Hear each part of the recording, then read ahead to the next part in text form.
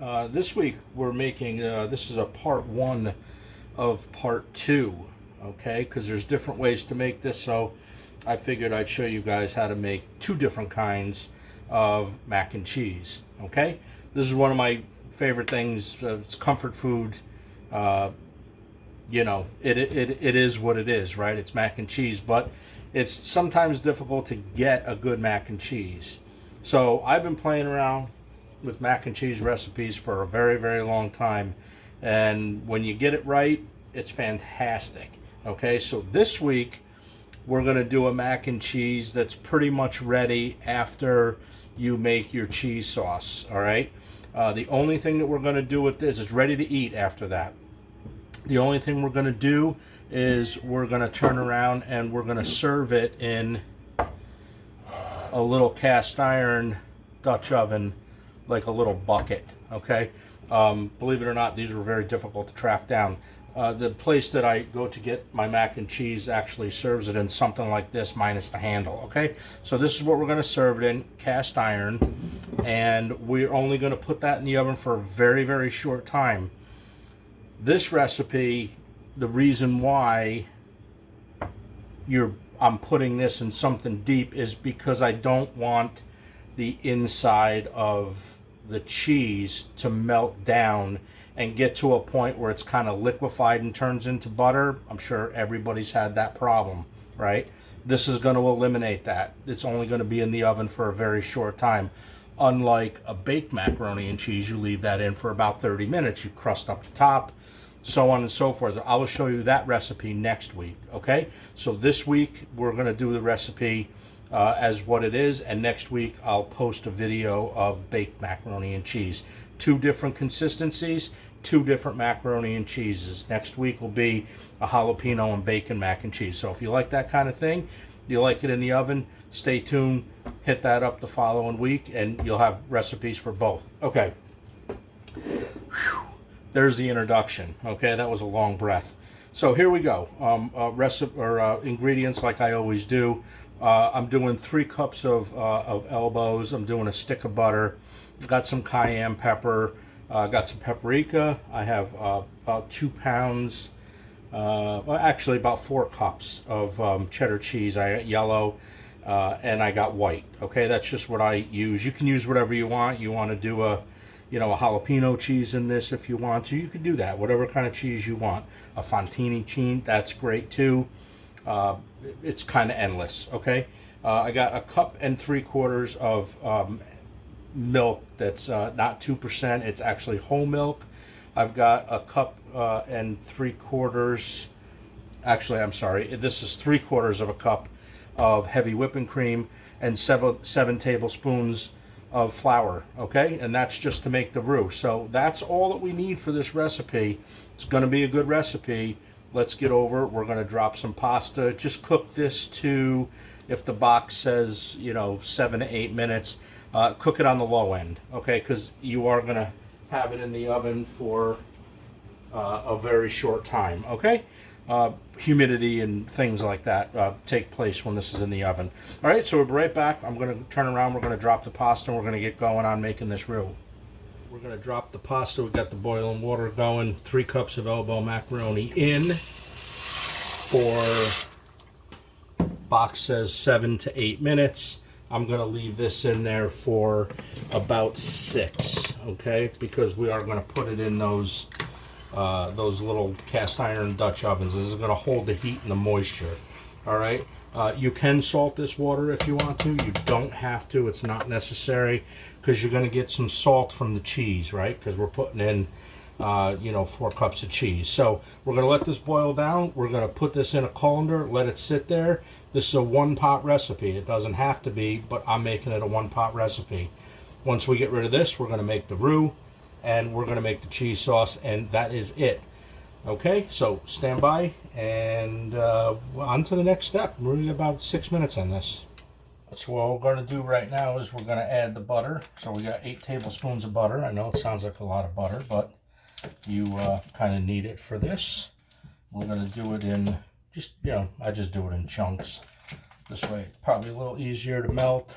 I've done it both ways. I guess the chunk mood is where I'm at today. All right, so now we're just going to let this melt down, just like this. Now I'm going to keep you, just like I'm going to do in the other video, I'm going to keep you guys with me so you can actually see, because you know, a lot of people don't have an issue with making a roux. It's not that bad. Don't stress over it, right? Just you know, take your time with it, and you really can't mess it up. If it becomes chunky or whatever, then, you know, add a little bit more butter. If it's too loose, then you can add a little bit more flour if you want to, right? So we're just going to cook this down. Once I put the flour in it, we're just going to get it like you know, golden brown kind of thing. We're just going to cook the raw flavor off of it. Okay, so that's really I mean, this isn't really that difficult, but if you want a good mac and cheese, this is a good one. All right, so butter's almost pretty much melted. Now I did turn the heat off once I just dumped that pasta, because I didn't want to put the butter in and have it burn, right? So if I left the burner on and threw that butter in, you would probably turn it to a brown butter. Okay, we didn't want to do that. So, all right, there we go. So I am on a medium heat now. I did turn some heat to this, and now what we're going to do is we're just going to take our 7 tablespoons. Now you'll see that these measurements vary from this recipe to the one I'm going to do next week. Okay, so there's an extra tablespoon of flour in this recipe, same amount of butter, same amount of cheese, but there is a little bit more milk and a little bit more heavy cream. All right, so the only thing we're going to do is we're just going to sprinkle this in, and we're just going to keep it rolling. Right? I don't dump it all in at once. I know people that do. I've seen it done, and maybe when I'm in a little bit of a rush, I have been known to dump a little bit in, almost all of it in actually. But I'm not going to do that today. I'm just going to show you guys how this comes together. Okay? So that's what you do. I just mix well after each addition, just like this. You really can't mess this up. Well, I guess you can, because people tell me that they do. So we're just doing this for the people that have a hard time making a roux. Okay, so now you can see it. It's coming together. It's getting thick. All right, this is exactly what you want. All right, and once this is in, there we go. Now you'll see it really start to thicken up at this point. We're going to just cook it for a minute. Just keep it stirring, keep the heat on it, and then we're going to put our heavy cream in, and we're going to put our milk in. Now you can use, you know, whole milk through the whole thing. You don't have, you don't have to put cream in it, but the heavy cream, it definitely adds a little bit of richness to it, so that's why I do that. So the pans, okay, it's a good time to have a conversation with everybody here. The pans, next week I'll be using a 9 by 13 pan, right? So it's going to be a shallow pan. So when you bake that, it kind of tightens up the cheese. Now you still get all the flavor, and you still get a little bit of pull, because I put just a tiny bit of mozzarella in there. But you're going to see a difference between this mac and cheese and the mac and cheese next week. This is going to be more creamy. So if you like the creamy mac and cheese, this is probably going to be the go-to recipe. If you like more of a tighter recipe, all crispy on top and crispy on the bottom, because we butter that 9 by 13, right? If you like that, then the other recipe will be for you. Either way, you know, they're both good. It depends on what mood I'm in is how I make it, but I just figured I'd make them both for you. Okay, so our roux is done. Yeah, very, very simple. You can feel it a little bit thick on the whisk here. So we're getting this up to a little bit of a bubble. I don't know if you can see it, but it's bubbling a little bit, okay? You want to bring that up a little bit just to compensate the heat, because your milk is, my milk is room temperature. That's what I do with it. I pour it out, and then I just leave it there. Okay, so there we go. So you can see it's starting to bubble up nice now. So we just add the milk. Then we're just going to keep stirring. Keep stirring, keep stirring. Don't worry about it if it gets a little chunky. Normal, it's going to do it. Just like that. Keep stirring it. Just like that. You'll see it. It'll start breaking up. Okay, just like that. Keep stirring.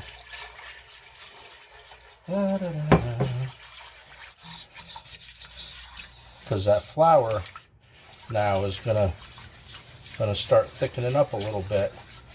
Once you put heat to that flour, that roux activates, and that's what you're gonna get.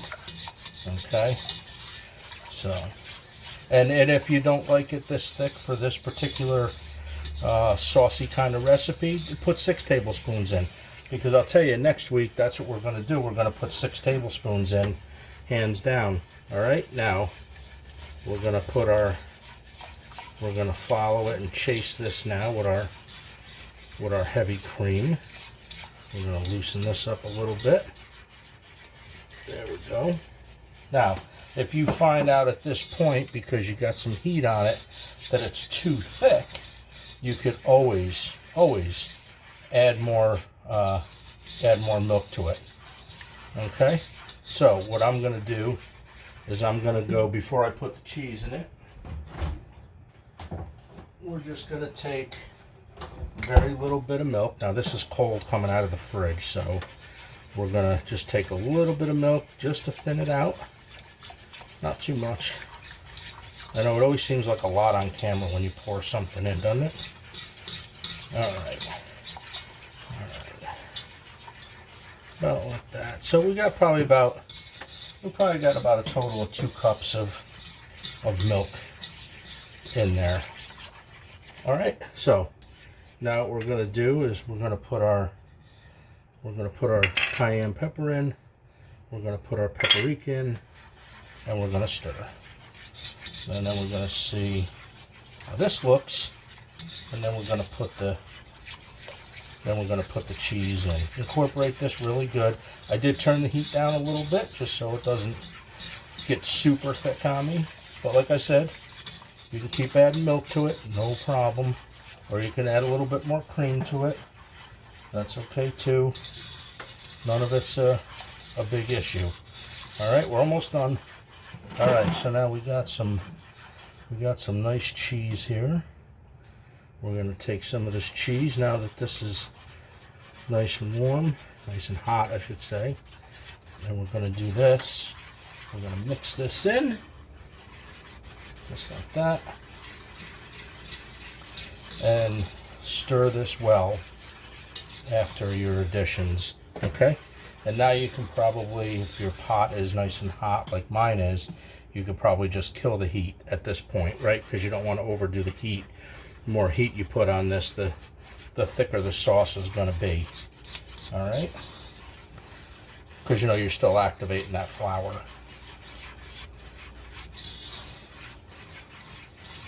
And you can feel this in the spatula, right? You can feel how thick that it's getting, so don't go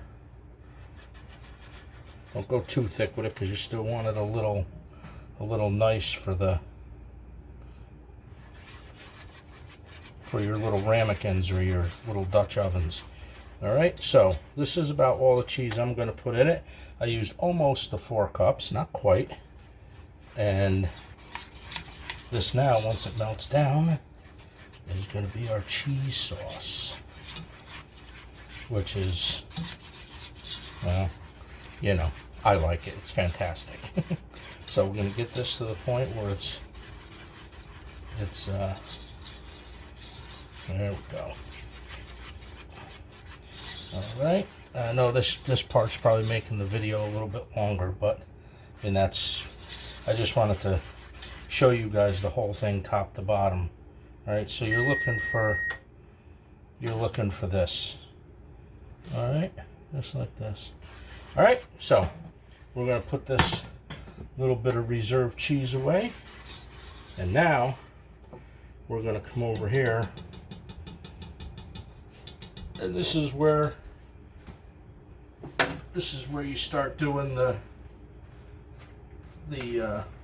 elbows. Now you're going to drop the elbows in, and like I said, I don't drain those because it stays nice and hot. I mean, look at the heat coming off that. I don't know if you could see that, but all right. So there we go. Good cheese to pasta ratio, right? You see how cheesy that this is, right? Look at that. Oh boy. And you know, hey, listen, you know, at this time you can literally put a fork in this and have at it. This is done. All right. So, but we're gonna just take this a little further than this. That is fantastic. Now what we're gonna do is we're gonna take a little salt. Gotta season it, right?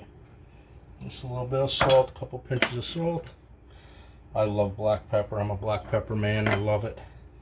I'm gonna put some black pepper in it, and we're gonna mix it just like that.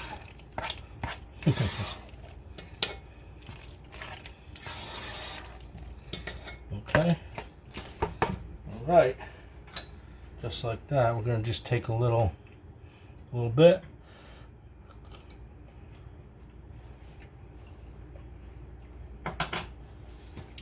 Yep, we're going to need, oh, it tastes fantastic, but we are going to need a little bit more salt, and I am going to dump in a little bit more pepper.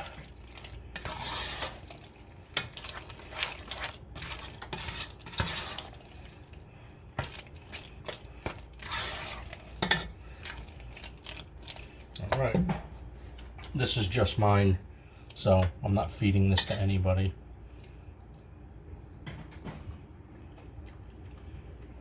All right, perfect. Oh, boy, is that cheesy. Okay, we're gonna move this to the other burner. And what we're gonna do, you know what? I'll be right back with you guys. We're gonna fill those ramekins. We're gonna stick those in the oven, okay? So hang in there. So we're back for the filling up the ramekins, okay? So what we're gonna do now is we're gonna, if I don't make a mess, and you can see this is still pretty hot. I'm going to fill up the ramekins. These, believe it or not, these Dutch ovens were very difficult to find the right sizes, which I don't understand why, but they were. So if you guys are looking for anything like this, if I don't put, for some reason, the link in the description below for these, where I got these from, you get them on Amazon, but it comes from a private party. So if anybody wants the link to that, and let's say I fail to put that up, just message me and I'll send you guys off the link, okay? I try to be thorough when I post in my description. So all right, so these are, fill these right up.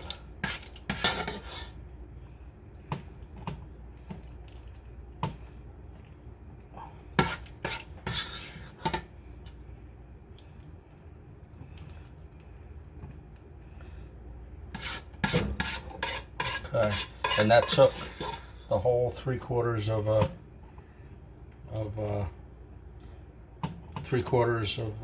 a box of pasta. All right, so there we go. Let's bring in a little bit more cheese. We're going to throw some cheese on top of this, just like this. Okay, I'm going to throw some cheese on top of this one as well. There we go. All right, just like that. All right, this is going to be a great mac and cheese. I'm going to put these in the oven for just a few minutes, and then when we take it out, it's lunchtime. We are going to get that top all nice and melty, okay? 450-degree oven for, I don't know, it's really up to you. It's just when the top becomes nice and crispy, okay? So that's what we're going to do in the oven. I'll see you guys in a few minutes. Okay, so our mac and cheese is done. All right, now you're going to pull this out a little bit. Yeah. What do you see? Look at that. Woo.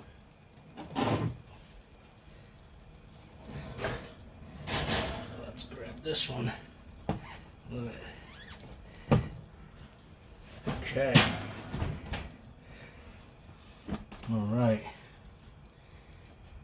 These things are smoking hot.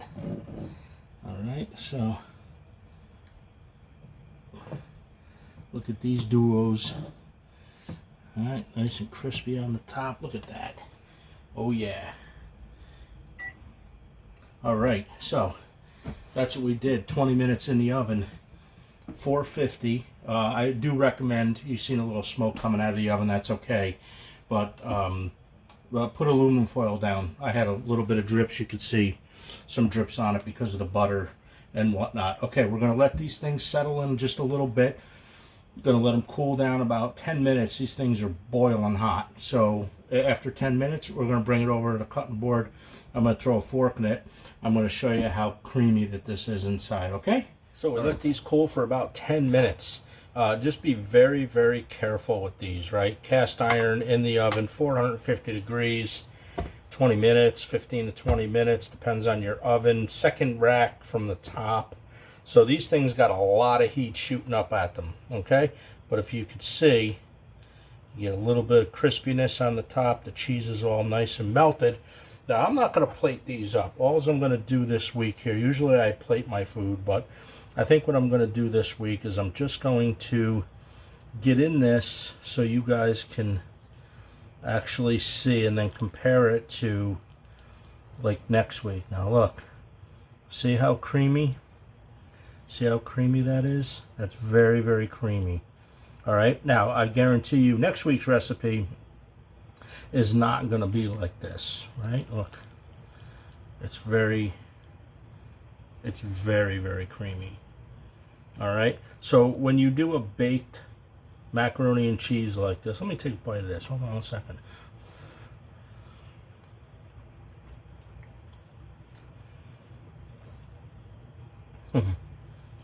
Okay, that works. When you do a baked macaroni and cheese like this, the reason why that it stays creamy is because one, you have the height of the unit that you're serving it in, right? 9 by 11 is kind of like shallow. It's only like, I mean, I don't know, maybe an inch, inch and a half. So it tends to bake differently. So if you want a creamy macaroni and cheese, guys, this is it. This is how you would make the creamy macaroni and cheese. Next week, we're going to do baked macaroni and cheese. So you're going to definitely see the difference. And I do urge you guys to watch both recipes because there's little tips and stuff and explanations, Lord knows, on how to do this. All right, so there is my baked macaroni and cheese, the creamy version. All right, so if you guys like this recipe, which I'm really hoping you do, leave a comment, leave a remark. You guys want to know where I bought these. If I forget to put them in the description, just get a hold of me. I'll let you guys know. I'll send you a link to Amazon for that as well. You like it, put a thumbs up, subscribe, click the notification bell, share it with some friends. This is super good, guys. All right? Yeah. Look. Whew. Yep. Lunchtime. See you next week. Salute.